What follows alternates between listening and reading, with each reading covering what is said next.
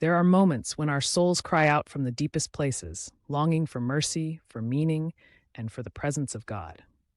Today's Psalms help us find our voice in those moments and point us toward hope that never fails. Welcome to day 186 of the Bible Year series.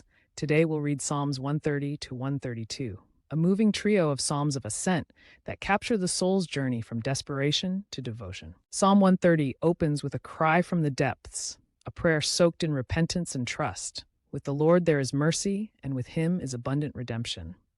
Psalm 131 shows us the quiet strength of humility, comparing a soul at peace with a weaned child resting in its mother's arms. And Psalm 132 recalls God's covenant with David, a promise of lasting presence, divine favor, and a kingdom built on righteousness. These psalms remind us that God hears our cries, honors humility, and remains faithful to his promises, no matter how far we've wandered or how long we've waited. If today's reading brings peace or perspective to your heart, be part of spreading that light. Like the video, share it with a friend or small group, and leave a comment with the verse that encouraged you most. Every interaction helps the word reach someone who needs it right now. Let's begin now with Psalm 130 and lift our eyes from the depths to the God who redeems and restores. It reads, "Out of the depths I have cried to you, O Lord. Lord, hear my voice. Let your ears be attentive to the voice of my supplications. If you, Lord, should mark iniquities, O Lord, who could stand? But there is forgiveness with you, that you may be feared. I wait for the Lord, my soul waits, and in his word I do hope. My soul waits for the Lord more than those who watch for the morning. Yes, more than those who watch for the morning. O Israel, hope in the Lord, for with the Lord there is mercy, and with him is abundant redemption. And he shall redeem Israel from all his iniquities." This concludes Psalm chapter 130. We will now read Psalm chapter 131. Lord, my heart is not haughty, nor my eyes lofty. Neither do I concern myself with great matters, nor with things too profound for me. Surely I have calmed and quieted my soul, like a weaned child with his mother. Like a weaned child is my soul within me. O Israel, hope in the Lord from this time forth and forever. This concludes Psalm chapter 131. We will now conclude today's reading with Psalm chapter 132. Lord, remember David and all his afflictions, how he swore to the Lord and vowed to the Mighty One of Jacob. Surely I will not come into the tabernacle of my house, nor go up into my bed. I will not give sleep to my eyes or slumber to my eyelids, until I find a place for the Lord, a dwelling place for the Mighty One of Jacob. Behold, we heard of it in Ephrathah. We found it in the fields of the woods. We will go into his tabernacle. We will worship at his footstool.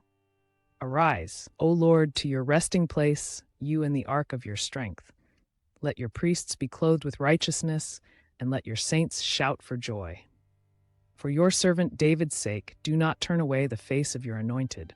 The Lord has sworn in truth to David. He will not turn from it. I will set upon your throne the fruit of your body. If your children will keep my covenant and my testimony, which I shall teach them, their children also shall sit upon your throne forevermore. For the Lord has chosen Zion, he has desired it for his dwelling place. This is my resting place forever. Here I will dwell, for I have desired it. I will abundantly bless her provision.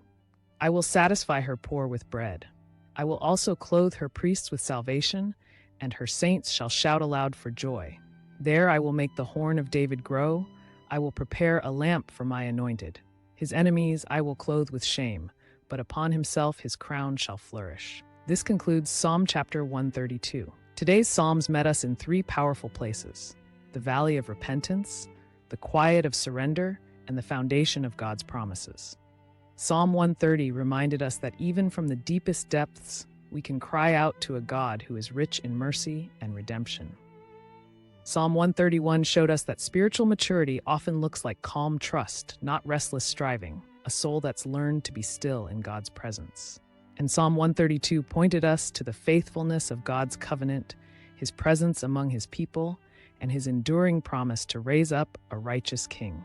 Whether you're calling out for forgiveness, learning to rest in God's timing, or holding on to a promise yet fulfilled, these Psalms reassure us. God is listening, God is present, and God is faithful. Thank you for being part of today's journey. If the word met you in a meaningful way, Take a moment to like this video, share it with someone who needs hope or rest, and leave a comment with your favorite verse or takeaway. You never know how your engagement might touch another heart. Tomorrow in day 187, we'll continue our upward climb with Psalms 133 to 135, Psalms of unity, worship, and the greatness of our God who does whatever pleases him. Until then, may you rest in his mercy, walk in his peace, and live anchored in his unchanging promises.